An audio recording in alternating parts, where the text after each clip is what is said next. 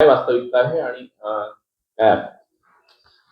आपल्याला माहिती आहे त्या दिवशी ज्यांनी प्रेस कॉन्फरन्स घेतली ते विजन टी विभागाचे जे काही लोक होते त्या चौघांनी मिळून त्या ठिकाणी प्रेस कॉन्फरन्स घेतली आणि प्रेस कॉन्फरन्समध्ये त्यांनी आरोप देखील केले की तिकीट वाटपाच्या बाबतीत 1-1 कोटी रुपये, कोणी 10-10 लाख रुपये तिकीट वाटपासाठी या ठिकाणी घेतले. पण या ठिकाणी समन्वयक म्हणून आदरणीय महाराष्ट्राचे माजी शिक्षण मंत्री वसंतरावजी पुरके साहेब या ठिकाणी आले होते आणि पुरके साहेबांच्या माध्यमातूनच आदरणीय विजूभाऊ आणि माझं ज्या तिकिटावरती संगनमत झालं अशा तिकिटाचा एक फॉर्मॅट तयार करून दोघांच्या सह्या घेऊनच एबी फॉर्म देण्यात आले. त्याच्यामुळे या ठिकाणी कुठेही पैसे घेऊन किंवा व्यवहार करून तिकिटा देण्याचा प्रश्न अजिबात उद्भवत नाही आणि तिकिटा न मिळाल्यामुळे साहजिकच ते लोक आरोप करत आहे, पण व्यवहार करून या ठिकाणी तिकिटा वाटप झाले हे चुकीचे आरोप ते करत आहे. आम्ही उमेदवारांना पैसे लावणारे लोक आहोत, तिकिटासाठी पैसे घेणारे नाही.